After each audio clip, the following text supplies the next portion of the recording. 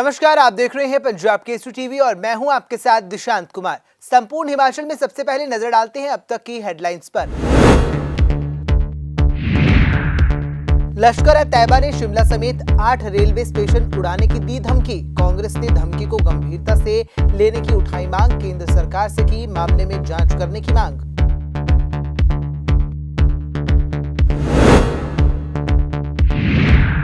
कल से सिरमौर दौरे पर मुख्यमंत्री जयराम ठाकुर 2 विधानसभा क्षेत्रों का करेंगे दौरा। नौहराधार में 70 करोड़ की योजना का होगा उद्घाटन व शिलान्यास।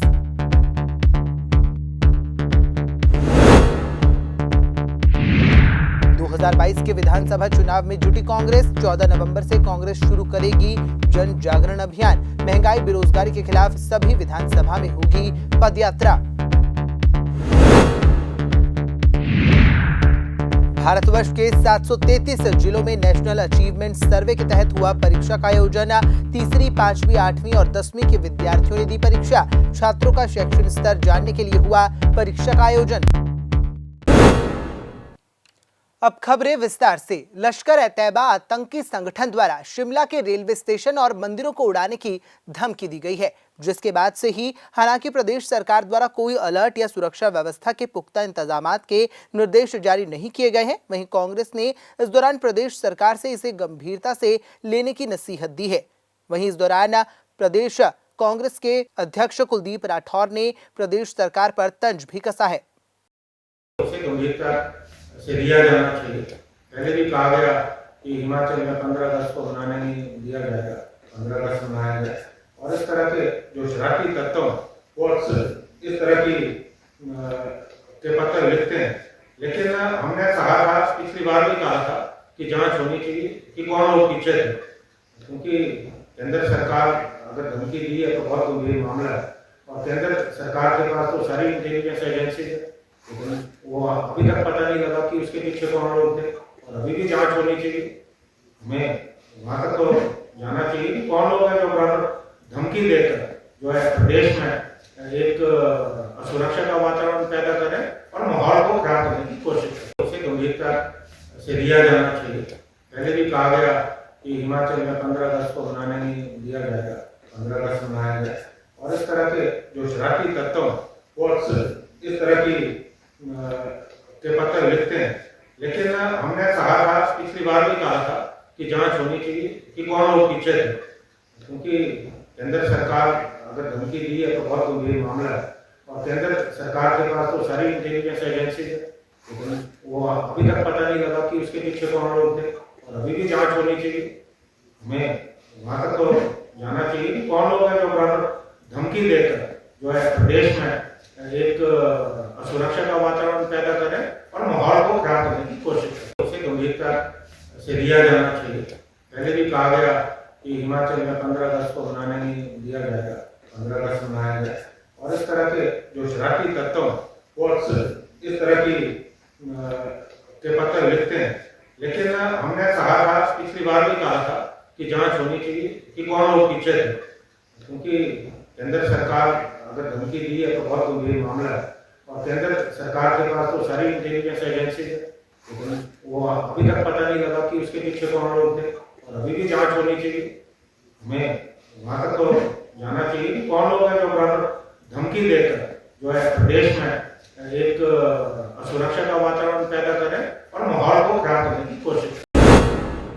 13 नवंबर से हिमाचल के मुख्यमंत्री जयराम ठाकुर सिरमौर के 2 दिवसीय दौरे पर रहने वाले हैं। आपको बता दें कि मुख्यमंत्री अपने इस प्रवास के दौरान श्री रेणुका जी व नाहन विधानसभा क्षेत्र का दौरा करेंगे और इस दौरान तय कार्यक्रम के मुताबिक मुख्यमंत्री 13 नवंबर को सुबह नौहराधार में पहुंचेंगे, जहां मुख्यमंत्री द्वारा 70 करोड़ की विभिन्न योजनाओं के उद्घाटन व शिलान्यास किए जाएंगे। इस दौरान मुख्यमंत्री करीब 11:30 पर नौहराधार में एक विशाल जनसभा को संबोधित भी करेंगे। मुख्यमंत्री के दौरे के दौरान तैयारियों को लेकर डीसी सिरमौर राजकुमार गौतम व एसपी सिरमौर ने तैयारियों का जायजा लिया और वहीं नौहराधार में पहुंचकर अधिकारियों को और कर्मियों को जरूरी दिशा निर्देश भी जारी किए। आपको बता दें कि मुख्यमंत्री जयराम ठाकुर नौहराधार से सीधे रेणुका जी पहुंचेंगे, जहां उनके द्वारा अंतर्राष्ट्रीय श्री रेणुका जी मेले का शुभारंभ भी किया जाएगा। हिमाचल प्रदेश में हुए उपचुनावों में जीत के बाद कांग्रेस ने 2022 के विधानसभा चुनाव को लेकर तैयारियां शुरू कर दी हैं।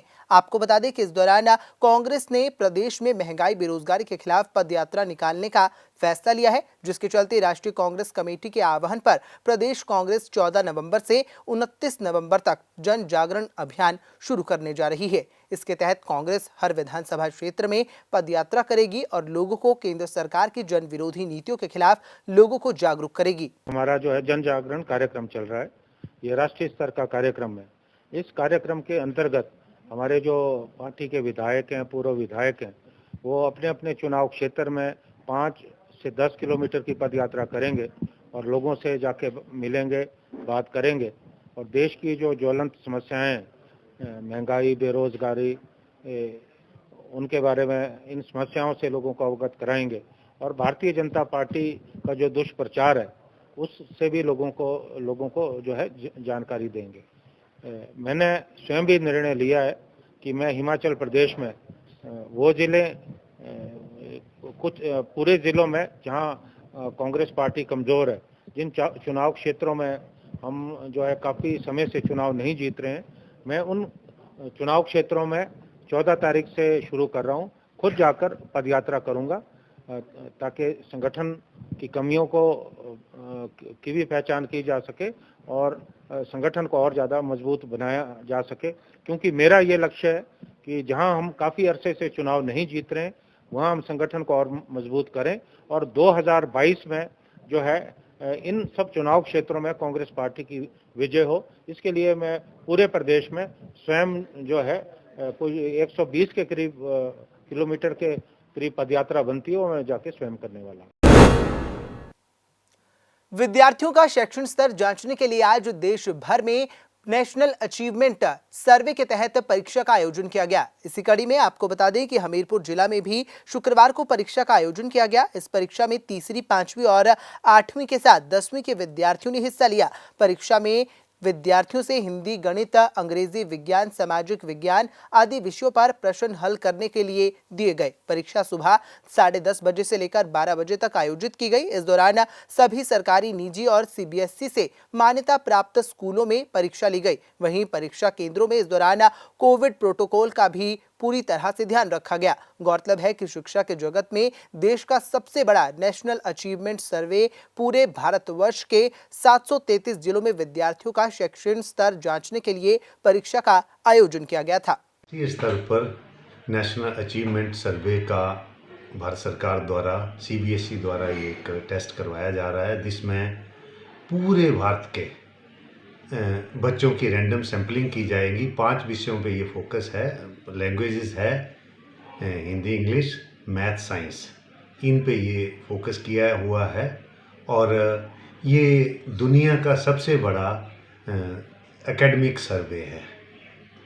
तो भारतवर्ष में सभी बच्चों की जो फ्यूचर प्लानिंग है इस और अचीवमेंट जो है वो उसको देखते हुए राज्यवार, जिलावार जो है वो सरकार प्लानिंग करेगी और तुलनात्मक अध्ययन भी करेगी ताकि शिक्षा के क्षेत्र के लिए आगे नीति निर्धारण किया जा सके।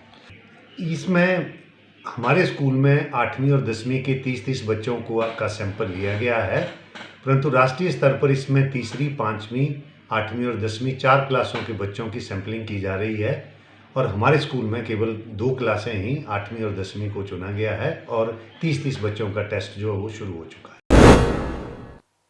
देश भर में जमीन विवाद और इससे बढ़ते जा रहे मुकदमों को लेकर अब सरकार सख्त हो गई है, जिसके चलते प्रधानमंत्री भू स्वामित्व योजना शुरू की गई है। आपको बता दें कि इस योजना के तहत हमीरपुर जिला में पायलट प्रोजेक्ट शुरू किया जा रहा है। इस योजना के तहत हमीरपुर जिला में राष्ट्रीय सर्वे ब्यूरो द्वारा आबादी, लाल लकीर और लाल डोरा आदि भूमियों का ड्रोन और अन्य राजस्व रिकॉर्ड के तहत सर्वे करके भूमि असली मालिकों को उनके मालिकाना हक दिया जाएगा। इससे उन लोगों को न केवल जमीन के मालिकाना हक मिलेगा बल्कि उन लोगों को ऋण इत्यादि के लिए भी सुविधाएं मिलेंगी।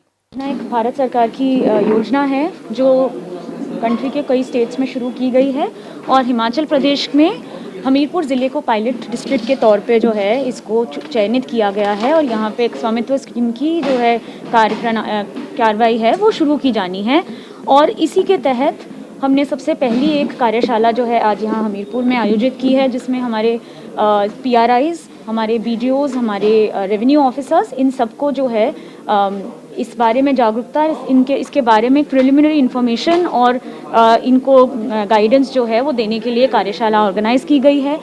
ये स्कीम है भारत सरकार में पंचायती राज विभाग द्वारा और हमारे हिमाचल प्रदेश में नोडल डिपार्टमेंट लैंड रिकॉर्ड्स विभाग द्वारा ये कार्यान्वित किया जाएगा। इसमें आप सब जानते हैं कि हमारे जो लैंड रेवेन्यू एक्ट है उसके तहत हमारे जो गांव होते हैं, आबादी एरिया, जो हमारे रेवेन्यू विलेजेस होते हैं, उसमें एक आबादी एरिया, आबादी देह होता है या लाल लकीर या लाल डोरा, ऐसी जगहें होती हैं जहाँ पे लोगों के अपने घर होते हैं। तो अक्सर जो है ये देखा गया है कि उन एरियाज़ के अंदर, और ये सभी लगभग ले दे के सभी स्टेट्स में इस तरह की कोई ना कोई एक जो है अलग से एरिया होती है जहाँ पे लोग का रेजिडेंशियल एरिया जो है एक तरह से होता है गांव का, वहाँ पे कोई स्पेसिफिक प्रॉपर्टी राइट्स जो है वो रिकॉर्डेड नहीं होती, वहाँ पे ओनरशिप की कोई जो है रिकॉर्डिंग नहीं होती। तो स्वामित्व स्कीम में ये जो एक तरह से ये इशू कई जगह से आया और इसके लिए भारत सरकार द्वारा स्कीम बनाई गई कि जिनके घर हैं या जहाँ जिनकी प्रॉपर्टी उन लाल लकीर के अंदर पड़ती है, जिसके बेसिस पे वो ना कहीं से लोन ले सकते हैं, ना उसके बारे में बहुत क्लैरिटी होती है प्रॉपर्टी के विभाजन के बारे में, तो उसके लिए उनको एक प्रॉपर्टी ओनरशिप देने के लिए, उसमें क्लैरिटी लाने के लिए, लिटिगेशन कम करने के लिए और उन लोगों को जिनकी प्रॉपर्टीज़ हैं उनको एक ओनरशिप की राइट प्रदान करने के लिए स्वामित्व योजना को जो है की शुरुआत की गई। समग्र शिक्षा अभियान के तहत जिला मुख्यालय नाहन में 5 दिवसीय राज्य स्तरीय वोकेशनल टीचर ट्रेनिंग कार्यक्रम का आयोजन किया गया था, जिसका आज समापन हो गया है। आपको बता दें कि इस कार्यशाला में राज्य के 11 जिलों से करीब 72 वोकेशनल टीचर मौजूद रहे। इस कार्यशाला में मुख्य रूप से वोकेशनल टीचर को उनकी स्किल डेवलपमेंट को लेकर प्रशिक्षण दिया गया ताकि ये प्रभावी तरीके से बच्चों को पढ़ा सके। वहीं आपको बता दें कि इस कार्यशाला में वोकेशनल टीचर्स को इस बात की भी जानकारी दी जाती है कि स्कूलों में आने वाले फंड का किस तरीके से इस्तेमाल किया जाता है और उसका रिकॉर्ड किस तरह से रखा जाता है। डाइट नाहन में 8 नवंबर से training of teachers of vocational teachers की 5 दिन की हमारी ट्रेनिंग्स स्टार्ट हुई। सर इसमें जैसे कि ये नॉन बीएड होते हैं तो इनको थोड़ा सा स्किल, बच्चों को पढ़ाने की स्किल में थोड़ी इनकी कमी होती है, तो ये एक हमारा रूटीन का एक फंक्शन होता है कि हर साल 5 दिन की ट्रेनिंग हमने करवानी होती है हर एक सेक्टर की, तो जिसमें स्किल के ऊपर बहुत, और पेडागोजी कि टीचिंग ऑफ शिक्षा किस तरह से हम इनको समझाएं, पढ़ाएं कि किस तरह से ये अपने स्किल को अच्छे से ऑप्टिमम बच्चों के लिए इस्तेमाल कर सकें। तो ये एक वोकेशनल आपकी एक ट्रेनिंग थी जिसमें इन बच्चों ने बहुत ही धैर्य के साथ, पेशेंस के साथ और बड़े ही इंटरेस्ट के साथ पार्टिसिपेट किया। और मैं आपके माध्यम से अपना सिरमौर डिस्ट्रिक्ट की जो समग्र शिक्षा का जो मेरा स्टाफ है, मेरे साथ मैडम डॉक्टर संगीता हैं, मैडम शिवानी है, ये भी एक वोकेशनल के हम लोग बेसिक हम काम करते हैं, तो इन लोगों का भी बहुत हाथ रहा। समग्र शिक्षा के हर एक कर्मचारी का इसमें बहुत योगदान रहा। कुछ लोकल वीटीज हमने अपॉइंट किए थे, उनका भी बहुत योगदान रहा, जिससे हम इस कार्यशाला को बहुत ही अच्छे तरीके से चला सके। ऊना के रक्कड़ कॉलोनी हाउसिंग बोर्ड में लोगों की बेहद ही पुरानी मांग आज पूरी हो गई है। जी हां, आपको बता दें कि इस दौरान ऊना के रक्कड़ कॉलोनी के पास पार्क नहीं था, जिस कारण लोगों को सैर करने और टहलने में बेहद ही परेशानियां होती थी। लेकिन अब 25 लाख रुपए की लागत से यहां एक पार्क जल्द तैयार हो जाएगा। हिमाचल वित्त आयोग के अध्यक्ष सतपाल सत्ती ने पार्क के निर्माण कार्य की आधारशिला रखी और भूमि पूजन किया। वहीं इस मौके पर सतपाल सत्ती ने नेशनल हाईवे से आने वाले पानी के कारण लोगों को आ रही समस्याओं को सुना और उसे जल्द हल करने का आश्वासन दिया। रक्कड़ कॉलोनी हाउसिंग बोर्ड में हम लोगों ने आज पार्क का शिलान्यास किया है, भूमि पूजन किया है। लगभग 20-25 लाख से ये फाइनल स्टेज जब इसकी आएगी तो तैयार होगा। 25 लाख के लगभग इस पार्क के ऊपर लगेगा। इस एरिया में लंबे समय से ये डिमांड थी कि मार्केट के अंदर एक पार्क बनाया जाए, बच्चों को घूमने के लिए, बुजुर्गों को सैर करने के लिए और शाम के टाइम पर नौजवानों को जहाँ टहलने के लिए। तो उस पार्क का नींव पत्थर आज रखा गया है। तो इसके साथ साथ और भी 2-3 चीज़ें हम लोगों ने ड्रेन सिस्टम को सुधारने के लिए जहाँ SDO साहब को एस्टीमेट बनाने को बोला है, तो आने वाले टाइम में जो जहाँ ड्रेन सिस्टम है, नेशनल हाईवे का पानी यहाँ पूरी हाउसिंग बोर्ड कॉलोनी के अंदर को आ जाता है, दुकानों को, मकानों को वो नुकसान करता है। तो आज सुबह ही मैंने जो हाउसिंग बोर्ड के साथ लगता नेशनल हाईवे है, उस नेशनल हाईवे के एसडीओ राजेश जी से बात की है। वो एक दिन आकर के पूरा एस्टीमेट इसका बनाएंगे ताकि नेशनल हाईवे का पानी जहाँ ना आए उसको कहीं अलग से पुली के नीचे जहाँ पुल है, पुली है, वहाँ तक पहुँचाया जाए ताकि पानी यहाँ पर नुकसान ना करे। ऐसी 2-3 चीज़ें हम लोगों ने की हैं। तो मुझे लगता है आने वाले 6 महीने के अंदर इन सब चीज़ों को तैयार करके हम जनता को समर्पित कर देंगे। हिमाचल प्रदेश के जिला सोलन में प्रशासन द्वारा एक अनूठी पहल की जा रही है, जहां पर डाक विभाग द्वारा महिलाओं को स्वावलंबी बनाने के लिए कार्य किया जा रहा है। देखिए ये खास रिपोर्ट। सोलन डाक विभाग के कर्मचारी अब केवल आपकी डाक ही आप तक नहीं पहुंचाएंगे, बल्कि अब पोस्ट ऑफिस के कर्मचारी महिलाओं को स्वावलंबी बनाने के लिए उनके द्वारा बनाए गए उत्पादों को भी बेचेंगे। ये अनूठी पहल सोलन जिला प्रशासन द्वारा की गई है, जिसमें उपायुक्त सोलन कृतिका कुलहरी ने सोलन पोस्ट ऑफिस में महिला द्वारा तैयार उत्पादों की प्रदर्शनी का उद्घाटन किया। इस प्रदर्शनी में महिलाओं द्वारा चलाए जा रहे स्वयं सहायता समूह के उत्पादों को रखा गया है। इन उत्पादों को महिलाएं नहीं बल्कि पोस्ट ऑफिस के कर्मचारी ही बेचेंगे।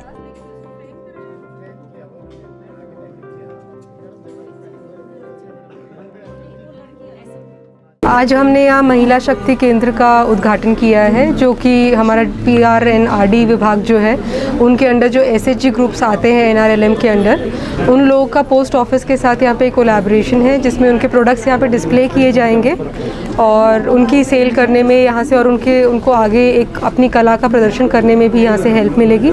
तो मेरी आप सबके माध्यम से यही रिक्वेस्ट है जनता से कि जब भी वो इधर आए प्लीज़ इनके प्रोडक्ट्स भी देखें और अपने इनका सामान खरीद के इनका मनोबल बढ़ाएं। इनके द्वारा किए जाएंगे, कमीशन बेसिस पे है तो थोड़ा उनका कट होगा, बाकी जो सेल अमाउंट है वो हमारी SHGs को मिल जाएगा। बाकी यहाँ पे अच्छा खासा फुटफॉल रहता है पोस्ट ऑफिस में, तो इसीलिए इनके साथ कोलैबोरेशन का यही मकसद था कि जो लोग यहाँ अपना बाकी रूटीन का काम कराने आ रहे हैं वो लोग भी इस शेल्फ को देखें और यहाँ से उनका प्रोडक्ट परचेज करें। यहाँ का एक बार रिस्पॉन्स देखिए, अगर अच्छा रिस्पॉन्स आएगा तो हम इसको आगे भी एक्सप्लोर करेंगे। आपको बता दें कि पोस्ट ऑफिस में महिला शक्ति केंद्र को शुरू किया गया है। इस केंद्र में महिलाओं के बनाए उत्पादों को प्रदर्शित ही नहीं बल्कि उसे बेचने की जिम्मेवारी भी डाक विभाग की है। अगर ये योजना सफल हो जाती है तो महिलाओं के बनाए गए उत्पादों को और जगह भी प्रदर्शित किया जाएगा। पंजाब केसरी टीवी के लिए सोलन से कीर्ति कौशल की रिपोर्ट।